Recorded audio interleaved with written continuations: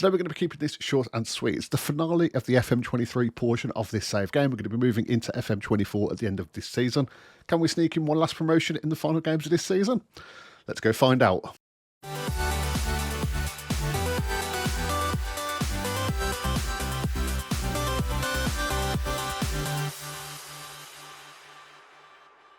So yeah, we've got a bit to catch up on today, so let's just jump straight into it. Obviously, in the last episode, we managed to win the Papa John's Trophy, beating Leicester City's under-21s team in the final. A fantastic comeback. It was an absolutely brilliant game. If you didn't see it, I'd recommend going back and taking a look. But obviously, before that, we had actually played a few matches in between the Liverpool semi-final and the Leicester final, but I didn't go over them in the last episode because it was purely a cup-focused episode.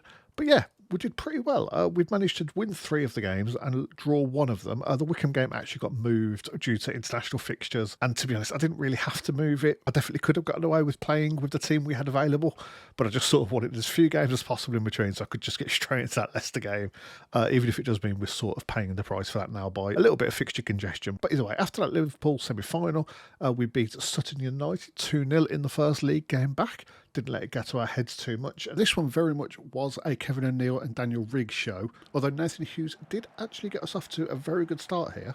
Beautiful little run, got it to O'Neill. He managed to get it into Rigg, who smashed it in the bottom left corner in the first minute. Brilliant start for us. Sutton didn't know what hit them.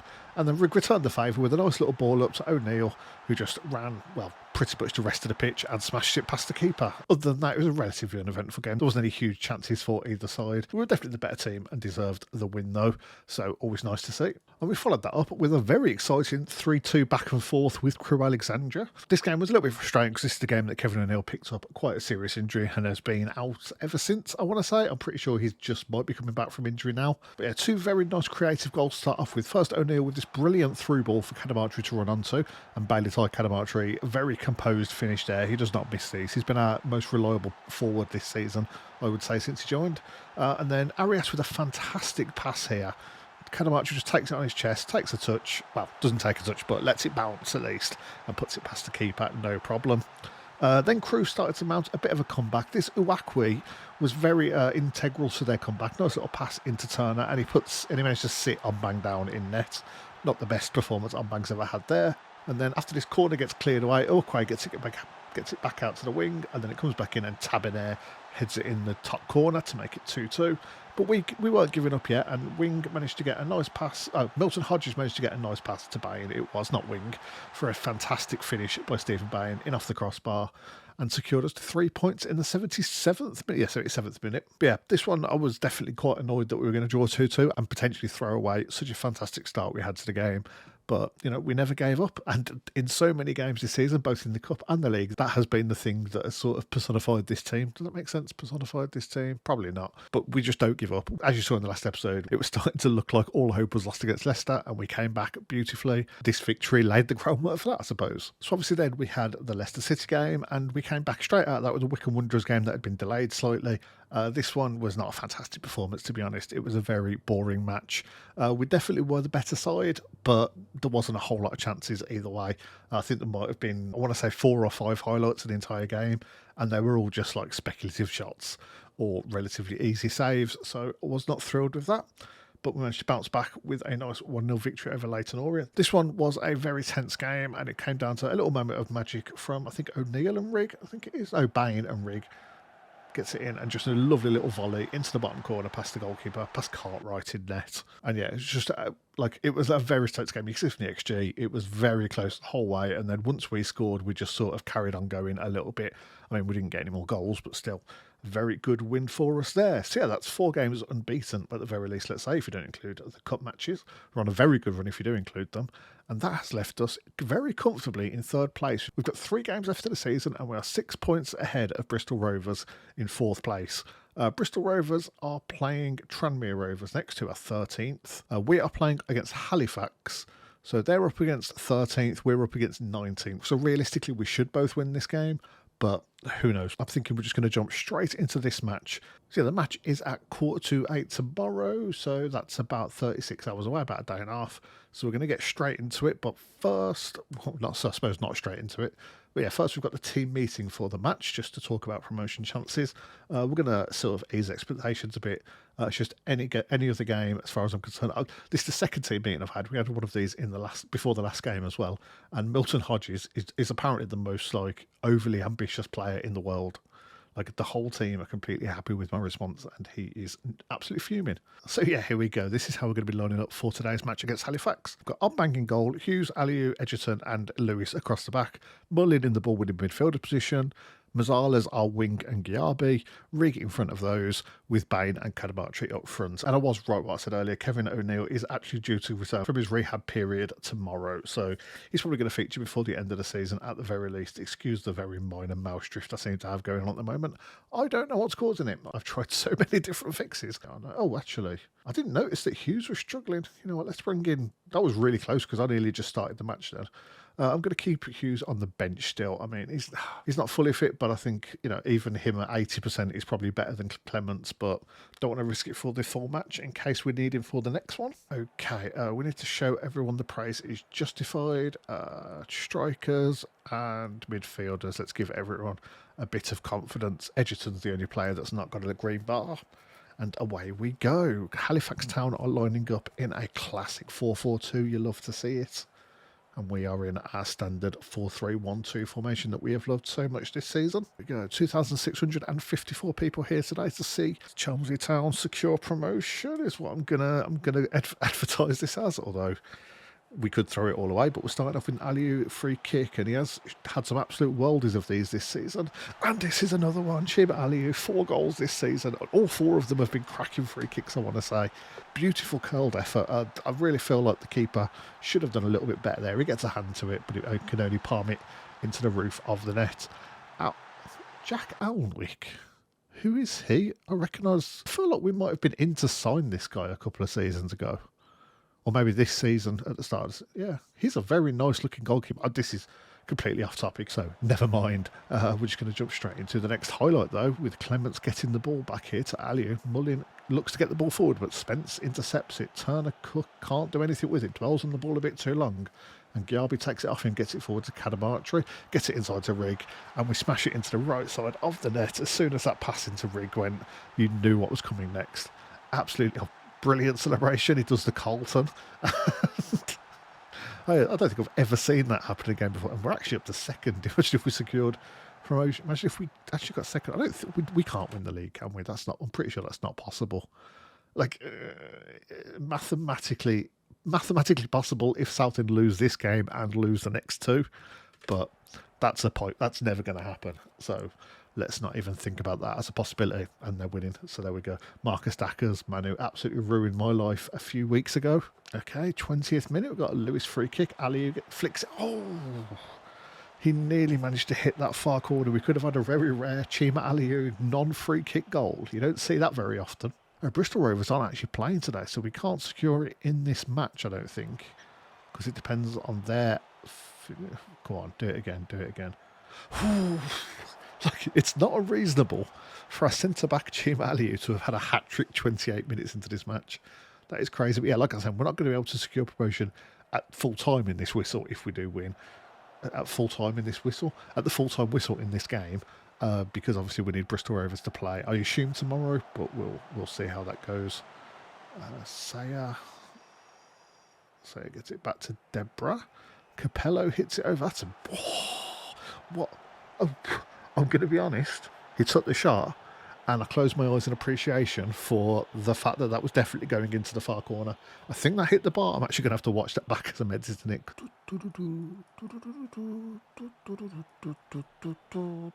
Wait, what? Golden to Coca. Another long ball over. Sago gets on the end of it, but he can only volley it straight into Onbang's hands. Long ball up towards Bain, I want to say. I didn't actually see the name. Doesn't do anything. Now Spence looks to switch it over to the left-hand side to Sayer. He's bursting forward. He's going to look to put a cross in. Takes deflection, but 6'8" Edgerton does absolutely nothing. And it's... Oh, God. Oh, what's the point in having an absolute man mounted at centre-back if he's got fucking glue on his feet. The man just refused to jump for anything. But either way, it's 2-0 at half time, and we should be very happy with that result. Well, with that scoreline. Believe it's back. It must just be a random thing. I'm obsessed with this poster showing up. Show everyone the praise is justified. Let's make sure the defenders are feeling good. We'll also do midfielders, because it's not so important that we have the strikers, shooting in this second half. If we can keep a clean sheet, especially, then we should be all good. Well, then we will be all good, obviously. Lewis bursting down this right-hand side, loses the ball to Sago, who is running very dangerously with it. Can only clear it as far as Mullin. Gets it to Rig. Chips the ball over to Bain. Oh, what a finish, but it's offside, I think. I'm pretty sure that was off. Yeah. Oh, that was such a nice finish.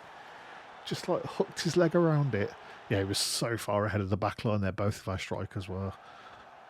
Oh, the only time he was actually onside was when he connected with the ball. Yeah, Southend United are definitely clinching promotion. Well, clinching the title in their game today. I got to say, a free kick in the 55th minute. It gets flicked on, but Onbang catches it comfortably. You're going to look to get this ball out. Yep, it does a very long goal kick over to the left-hand side. Bain can't quite get on the end of it. Clements headers it back to absolutely nobody. And Halifax retain the ball. I was going to say Southend then. Halifax loop it long, and Onbang gets it out to Clements. Nice ball over towards Rig, but he's never going to get on the end of that. Clements is just like, I mean, it's always historically been the case. He just gives the ball away over and over again.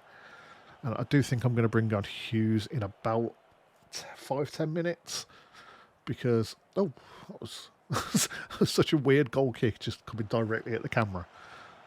Wing gets to Clements again, loses the ball again. Yep, Clements, you are done. You're so done. Just get out of my club, you absolute band. Clements has been kicking off so many times this season, but every time I try and give him a little run of games in the first team to keep him happy, he just does this sort of stuff over and over again, and it's so frustrating. He's not a bad player. Like last season, he was more than good enough for us in the league below, and then we took this one step up, and he just can't hack it anymore at all.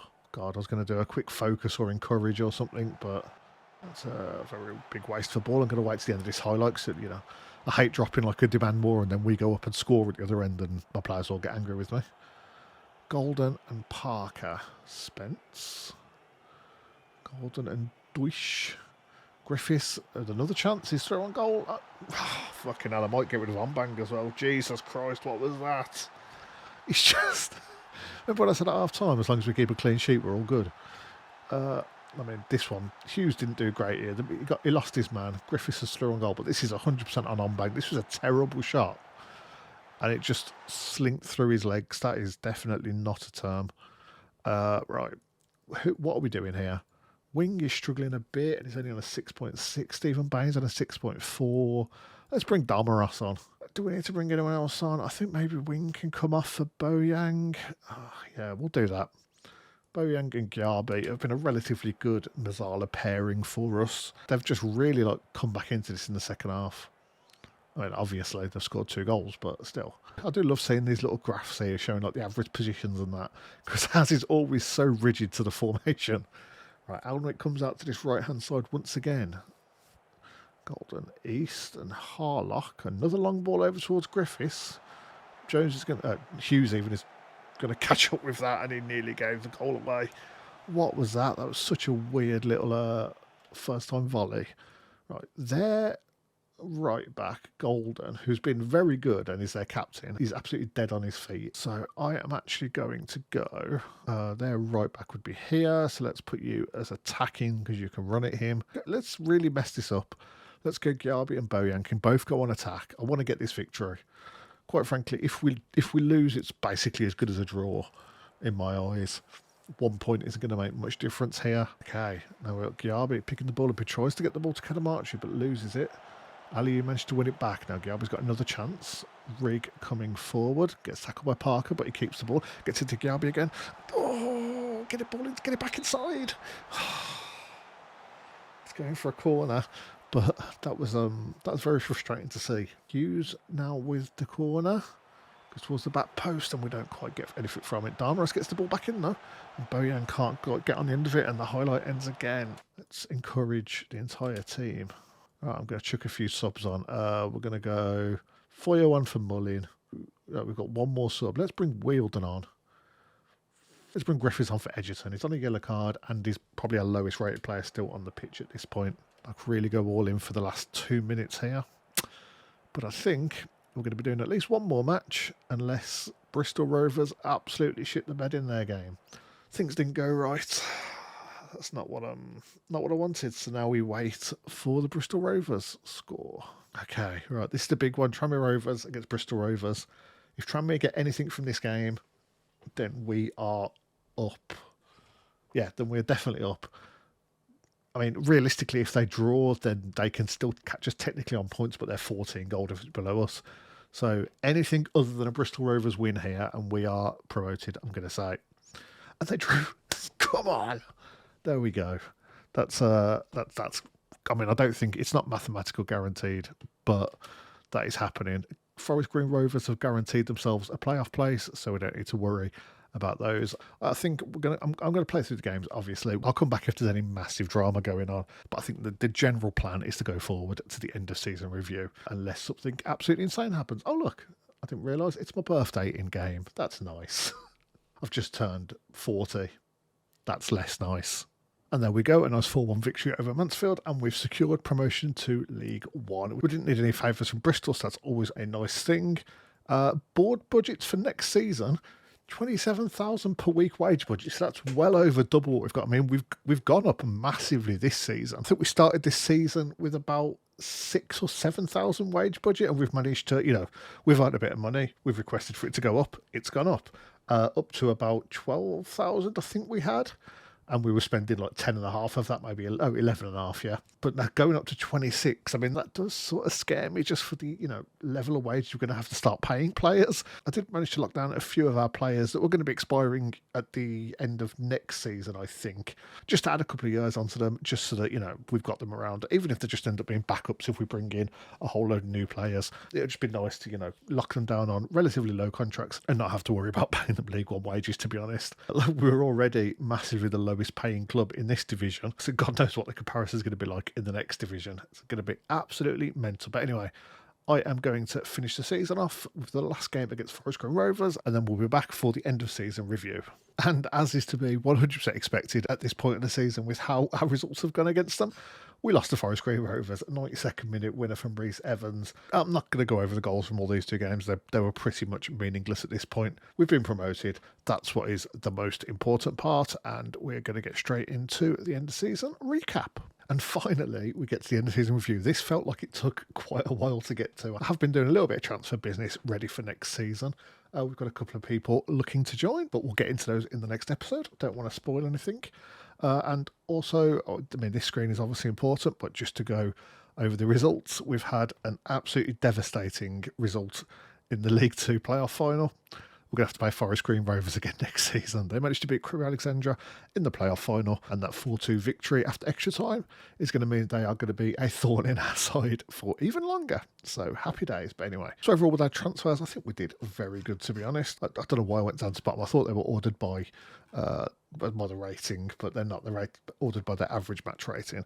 But yeah, B- for Darko Gyabi. I think that's fair. He didn't play a huge amount, but 1 goal, 4 assists in the matches he did play. Bailey Kadabatra, A+. I've been trying to sign him on a permanent deal, but with our budget of, I think we had about 450, I have moved that around a little bit, but 450,000, and Sheffield Wednesday wanted about 100 for him, and I'm not convinced I can make that deal, so I have got another striker lined up. But like I said, we'll get into that in the next episode, because I still might try and do this deal, but I'd like him for a little bit less if possible. Stephen Bain also got an A+.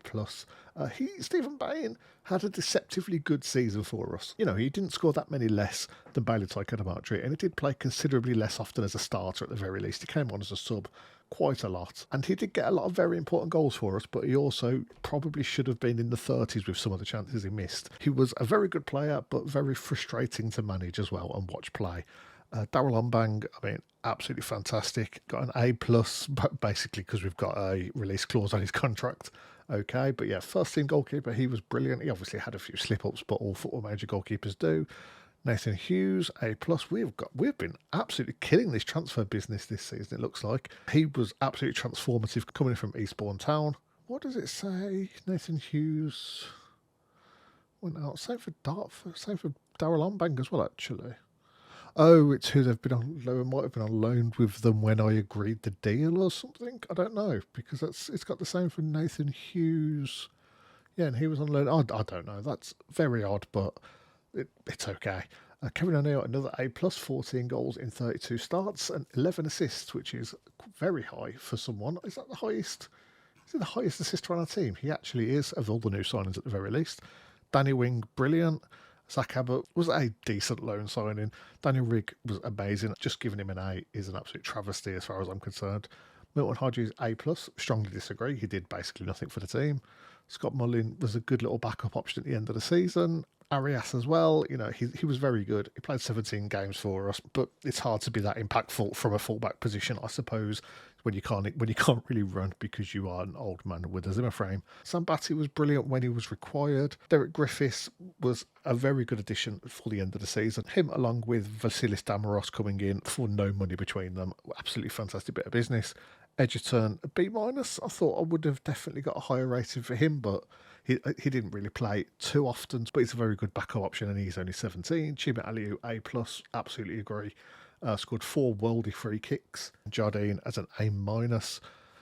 Outbound deals, this is just going to be us clearing out a lot of our squad. Is there anyone that we got particularly high ratings for? God, some of these players it seems like I haven't seen in a long time. Because this season hasn't been that many more episodes than other seasons, I don't think. I'm going to have to go back and check that. But due to sort of the end of summer and a lot of stuff going on, this season has probably lasted about two and a half months for me in real life. You might also notice Bailey Clements has left us. Maidenhead United came in for a bid for him, and with his contract expiring and definitely not getting renewed, and he was basically a thorn in my side the entire season, I was more than happy to let him go on a free. So having him go for a little bit of money is obviously best case scenario. Loans out. Have we got any that did particularly well? Moses Abba did really well on loan at Chelmsley Town, 12 goals in 38 games. And Asher Egbenone, he was far too good for Dulwich Hamlet at 19 goals, 3 assists in his 37 appearances. Not many of these players are going to be seen for the club again. We might have Turnbull around as a backup, seeing how things go. Has he actually got any contract left? Yeah, he's got another year on him. So he'll be sticking around. A season to remember, we secured promotion. Absolutely fantastic there, obviously. But not only that, we managed to get to a 4th round match in the FA Cup. And I don't think you can really blame us for losing to Liverpool. EFL Trophy, EFL Cup, not Trophy. We definitely should have done better, realistically. Forest Green Rovers have just had our number this entire season, and I don't understand it at all. But not a great first showing in that cup, but we more than made up for it in the Papa John's Trophy. Our first appearance ever in the competition, and we managed to win it, beating Liverpool and Leicester in the semi-finals. They're under-21s teams, but still, cannot complain too much at that. Stephen Bain and Bailey Kadamachi 3 goals each in there. Stephen Bain top EFL scorer with our only goal. FA Cup, Bain and Kadamachi, and League 2 was Kadamachi with 21 goals. A relatively good average attendance of 3,000 or so, 3,400 across all competitions. Biggest win was a 5-1 victory over, the champions of the league at Southend. Absolutely insane match that was. Match to remember, 4-0 victory over Tranmere. I don't get that. Maybe they didn't want to give the same match 2 different awards at the end of the season review. Wing hits a powerful effort from 24 metres for our goal of the season. Is this his volley? I want to say maybe. Let's have a look. There was definitely one goal he scored that I remember seeing it and saying, oh yep, it was this, and that's him on the edge of the box out there, isn't it? It's not a volley. He gets the ball back here and just rockets it into the top corner. Absolutely beautiful finish. Lost my mind when that went in. Finances wise, we actually did fantastic this year. Oh, we've gone up from a local to a regional club. Although it says it hasn't changed, it clearly has. 2 new sponsorship deals for 119,000 a year. Sponsorship, we've doubled our money. Broadcast revenue, we're up to 333,000 has come in this season compared to 10,000 last season. Corporate and hospitality, it's like 4 times the size. Competition prize money, also not far off 4 times the size. Matchday commercial and retail has almost doubled. So fantastic season financially for us. We did get hit with a pretty big tax bill at the end of the year, but I think that comes out as the money goes in, because obviously, you get a big payday and 30 grand or so of that disappears, so that would make sense. How we lined up over the season, I think this is going to be relatively accurate. Zach Abbott maybe wasn't always in there, but apart from that, I think this is pretty accurate. I mean, Stephen Bain and Kevin O'Neill were pretty much interchangeable on this left striker position. And obviously we started the season off with Mulroney, Zach Abbott had a go. Who else? Edgerton's had a few matches there. We had Griffiths for later in the season. But Chima Aliu alongside him was pretty much a constant throughout. 43 appearances. That is the highest of our outfield team at the very least. Obviously, Darrell Ombang played almost every game in goal. I think Jardine got 2 or 3 matches across the season. Yeah, because Ombang got injured at one point, didn't he? Manager of the Month award. I would hope we're going to win Manager of the Year as well. That hasn't been confirmed yet, I don't think. Club awards, Bailey Talley, Cadamartri got Player of the Season, Young Player of the Season, and top scorer, 26 goals, and highest average rating, 7.3. Darko Gyabi signing of the season, that seems a little bit crazy, considering some of the signings we've had, but that's okay. I personally probably would have given it to Hughes or Ombang, I suppose, for our full-time signings at the very least. Goal of the season, Danny Wing. Most assists, Kevin O'Neill. Kind of shows you how good Cadamartri was in that front pairing when his strike partner is the highest assister. And one of his strike partners is the highest assister, and the other one got the most player of the match awards. So between them, they've just been setting Cadamartri up all season.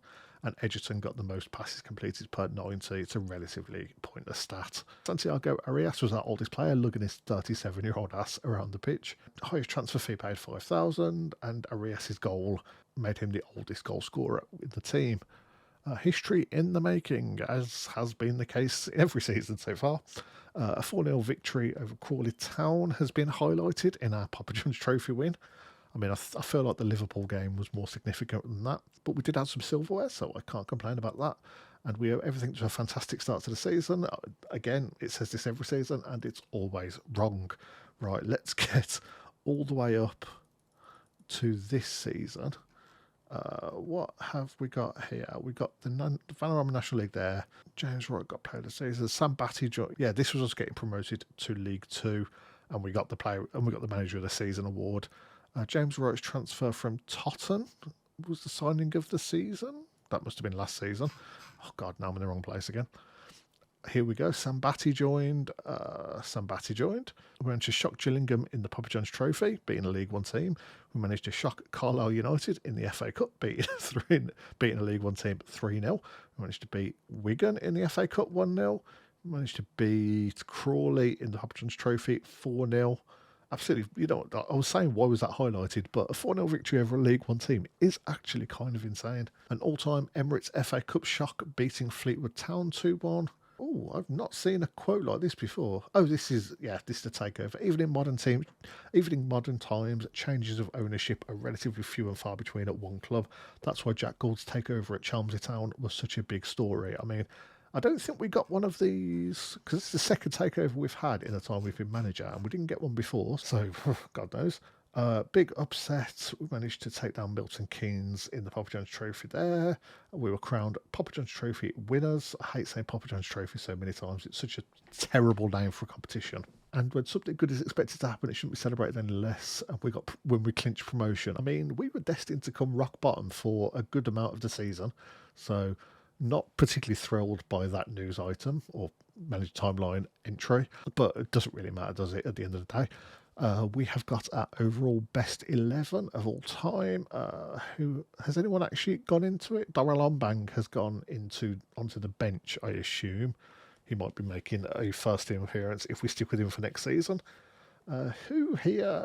We haven't really got anyone who's still at the club. I mean, Morehouse is in midfield. That is one thing that can catch your eye. But also, for some reason, Matilu Sequeno is down as a defender. I mean, he could technically play defence with his 1 tackling, 4 heading and 1 marking. Could have been the worst defender in the world if he ever played there. Could we see where he's played this season? He has played there once this season and managed to get a better rating than he did up front all season. Okay, he's having an interesting time at his new club. But yeah, this is basically just a Hall of Fame for the club at this point. None of these players would even get close to our first team anymore, I want to say. But where are they now? Don't really care. Season review, where are they now? Collective bonus paid out. 155,000 was paid to backroom staff. That's fine. And we get 482,000 as like a solidarity payment scheme. Why do we get this when we're going up? As like a thank you for playing at we're up to 2.5 million. Oof. So yeah, that is where we're going to be leaving the FM23 chapter of this story, I believe. As you know, we've got the new feature coming into FM24 where you can port saves forward. So we're going to be moving forward into that game with all the new features once the full release comes out. So actually thinking about it, I might need to look into hiring a set piece coach. So that's actually going to be quite annoying because the fact that I'm also not going to be moving over to there until the first day of the season means I'm not going to get any prep time with set piece. I don't know. We're going to have to look into this. But yeah, if you're interested in taking your FM23 save forward into the new game, just like me, I do have a little guide on my channel that looks at some of the potential limitations and how you do it, what sort of saves you can and can't bring in.